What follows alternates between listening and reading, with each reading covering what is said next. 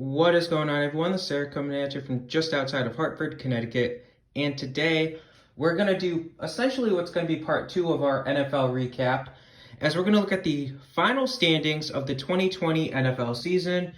And you'll notice I have it as the AFC on the top, the NFC on the bottom. Now, you'll also notice that I have it color-coded. So teams that made the playoffs are written in green. And of course, teams that missed the playoffs are in red. And the team's records are next to them. So this is going to be a little bit of a longer video as we're going to go into detail on each team that missed the playoffs. Teams that made the playoffs got a little crash course in our playoff prediction video, which was posted earlier today. So if you haven't seen that, definitely check that one out first. Then you can at least hear about, for example, the Buffalo Bills. We are going to start with the AFC. We're going to start with the AFC East.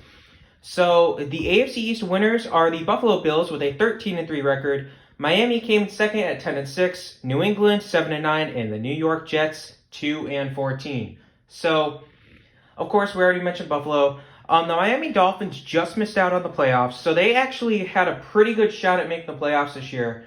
A lot of people had written them off early on as, it's just another rebuilding year, but Brian Flores has done an amazing job as head coach of this team. He's really helped turn this team around. And what really is insane, too, is they have two top 20 picks this year. Of course, they have the number 3 pick in the draft. We'll get to that shortly. But they also have their own pick, which is going to be the 18th pick, I want to say, in the draft. So 3 and 18, that's pretty good. And it looks like the top 2 picks will both be quarterbacks. So the Dolphins will have their pick if they want an elite tackle, if they want an elite guard, an elite defensive end, elite receiver, elite running back, whatever they want, they can get. So, or they can trade down if they want to acquire more picks. New England just missed out on the playoffs. Actually, obviously finished the season below 500 for only the second time in the Belichick era. Pretty mind-boggling if you look at it that way. New England definitely was going to struggle this year. It was a known fact when their whole defense, Gilmore, opted out. And obviously Brady left the team. Gronkowski left the team. Edelman couldn't really stay healthy towards the middle to the end of the season. So this team was going to struggle. N'Keal Harry didn't show up. And Cam Newton just was not the answer in New England. So they're entering an interesting offseason this year. What are they going to do? We'll see. Lastly, we have the Jets, who obviously started off the season 0-13 before upsetting the Rams and then also beating the Browns when both teams were vying for playoff competition. So it's pretty crazy to me that, they pulled 2 upsets against teams that are in the playoffs, no less. But here we are. The Jets' 2 upset victories ended up costing them the first overall pick, so they probably will not get Trevor Lawrence. But we'll see. We'll see. I mean, rumors are flying about Jacksonville looking at Urban Meyer, and Meyer might want Fields, so we'll see. But it's going to be an interesting offseason for the Jets. They just fired Adam Gase earlier in the day, or yesterday, I want to say the news was leaked. So, yeah, obviously Belichick's not going anywhere, Flores is not going anywhere, but that's the AFC East. AFC North. So this was arguably the strongest division in the league, as the Pittsburgh Steelers went 12-4, Baltimore and Cleveland both went 11-5. All 3 of those teams qualified for the playoffs, and Cincinnati finished last at 4-11-1. So essentially, Cincinnati really dealt with injuries. We saw Mixon go down towards the middle of the season. He never came back. And of course, more importantly for them, they had Rookie of the Year frontrunner Joe Burrow, who ends up tearing his ACL. Burrow definitely has a bright future. Cincinnati, do not be worried. I think AJ Green's out of Cincinnati, though, at this point. He just did not look happy to be there. He looked done. I'd be shocked if they send him a franchise tag yet again. I think he's going to leave Cincinnati. I think he's just done. But Cincinnati has a bright future on offense. They just need to get themselves a young receiver in this 2020 draft, I would say, to actually help the team. They still have a bit of help on defense that they need. So they're not, I don't think they'll be in the playoffs next year, especially not in the AFC North. But Cincinnati has a future for the first time in a little bit. And Joe Burrow's a big part of that future. Joe Burrow really showed a lot of promise this year. Next, we have the AFC South, where the Tennessee Titans and Indianapolis Colts both qualified for the playoffs with 11-5 records. Houston went 4-12, and Jacksonville an abysmal 1-15. So, Houston does not own their first-round pick this year. We mentioned it with Miami. It would be the 3rd overall pick, but they traded it to the Dolphins. So Houston's probably going to have a rough year next year. They had a very interesting season. Obviously, they were expected to do better than they did by far, much better than they did. And Bill O'Brien ends up getting fired. So we'll see. The jury's out on that one. If that was the right choice. I mean, realistically, you couldn't keep Bill O'Brien. That guy was done. Your fan base was done with him. But how did that trade go for DeAndre Hopkins? Not good. Not good at all. Bill O'Brien made a lot of mistakes. So whoever becomes the coach in Houston has a lot of messes to clean up from Bill O'Brien. He tried to bring in the Patriots culture. It didn't work. And so Houston's in a bad position right now. They have one of the best quarterbacks in the league in Deshaun Watson. But you can't win a game. You can't win a trophy, I should say, if you only have one player. We've seen it multiple times before. I mean, Dan Marino never got a ring because Miami could never surround him with enough talent to win a Super Bowl. Phillip Rivers doesn't have a ring. Similar situation. So, Jacksonville. Started off the season 1-0 after beating the Colts. And then they proceeded to lose 15 straight games. Now, Jacksonville, like I said, they fired Doug Marrone earlier. I believe they fired Marrone today, Monday. And like I said, they're interested in Urban Meyer. And, of course, Meyer was the Ohio State coach. And Justin Fields, who's projected to go second overall in the draft, went to Ohio State. So we very well might see Ohio State's Justin Fields go first overall to Jacksonville. They also might just trade down with the Jets, flip-flop and get in a couple picks in the process to get the same guy that they would have wanted anyway. But Jacksonville just had a rough season. Gardner Minshew looked good at times, but it wasn't enough to carry the Jaguars, the hapless Jaguars. Just the mighty have really fallen. If you think Philadelphia fell off a cliff after that Super Bowl winning season, let's look at Jacksonville. They made the AFC Championship game. They should have won the AFC in 2018. But they just forgot how to game plan. And here we are with a 1-15 record only 3 years after an AFC Championship game appearance. So, obviously, they got rid of Leonard Fournette. I get that.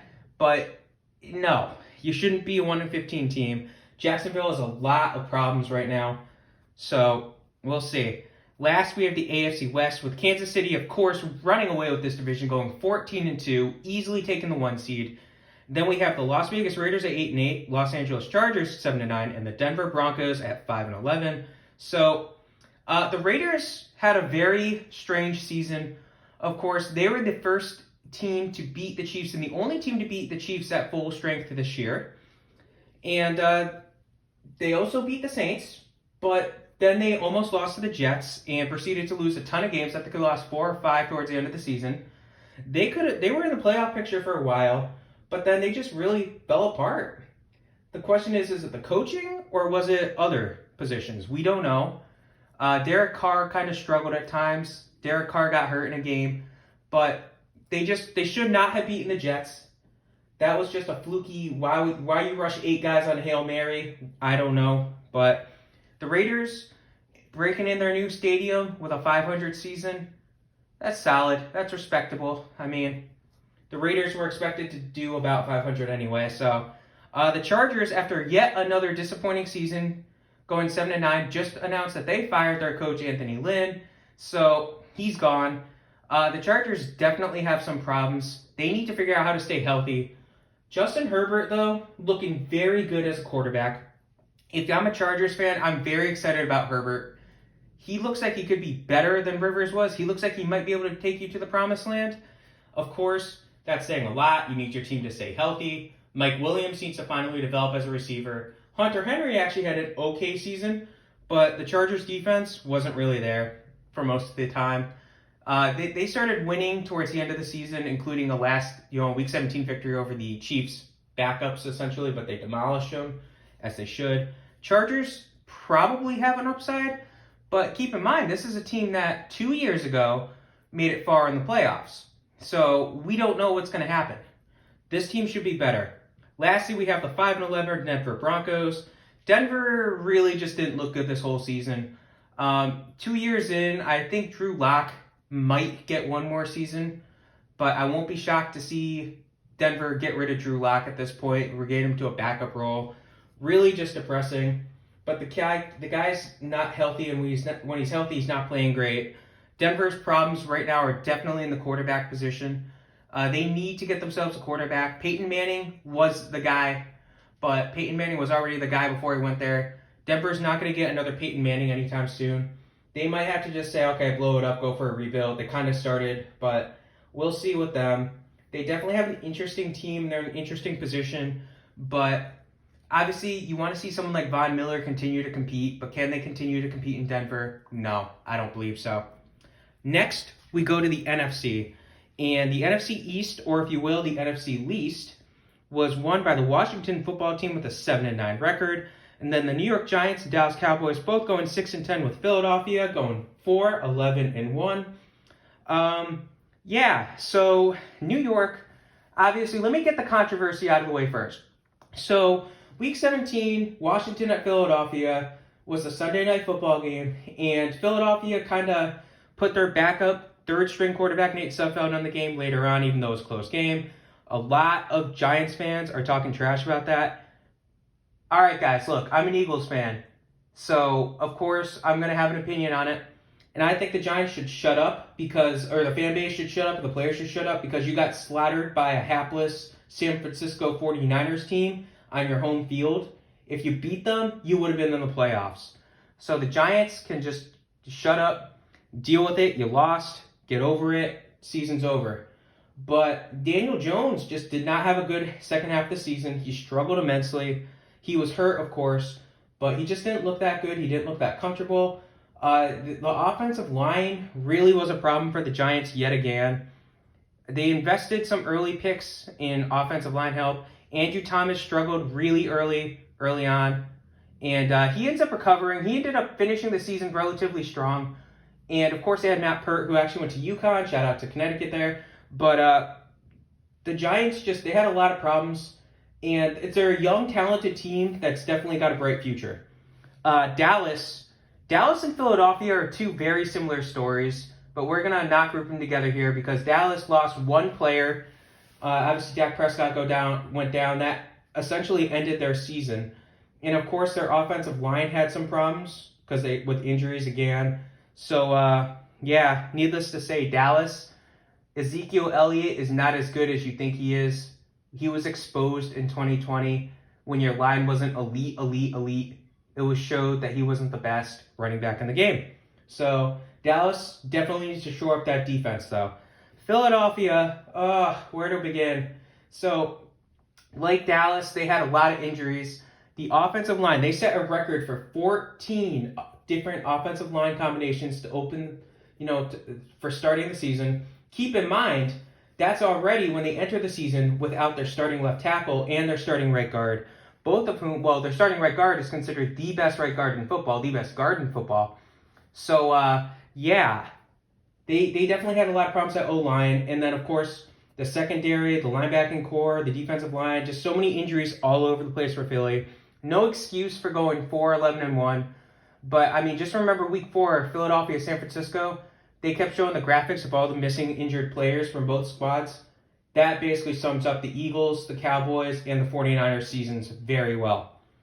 Next we'll go to the NFC North with Green Bay handily winning this division with 13-3 record. Chicago squeaking into the last spot in the playoffs with an 8-8 record.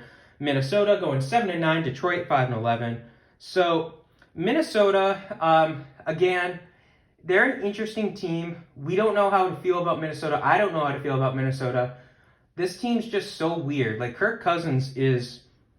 I don't know what to say about the guy. The guy always seems to struggle in big games, but he puts up great numbers when he plays like a Sunday game at 1 p.m., but then you put him on a Monday night game, the guy falls off a cliff.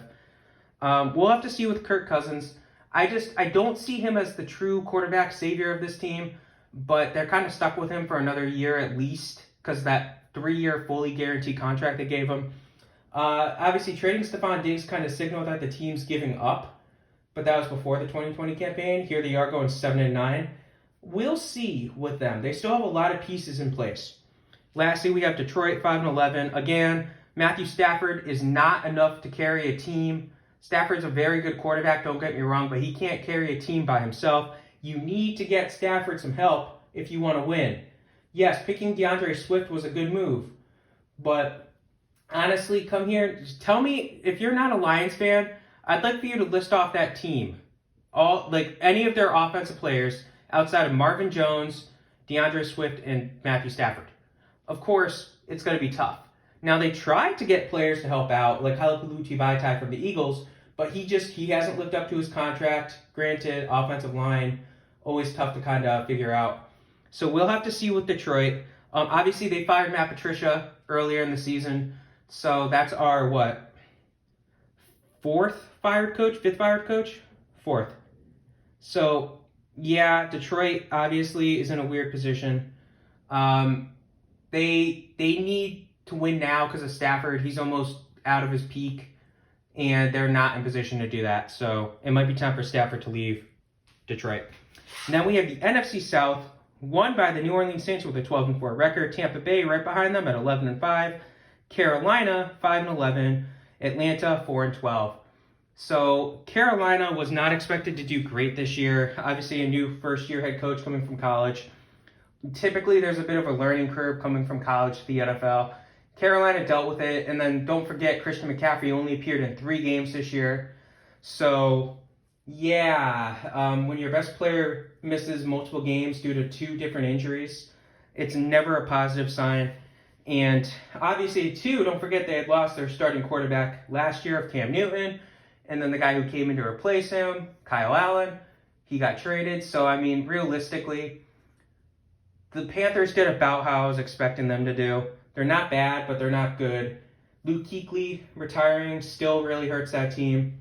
So Carolina we'll see what happens with the Panthers. Will they actually be able to, compete within the next couple of years? Maybe, but losing Bradbury also really hurt them. So Atlanta, continuing the trend of fired coaches, they had fired Dan Quinn during the 2020 season, and again, Matt Ryan at this point looks like he's done.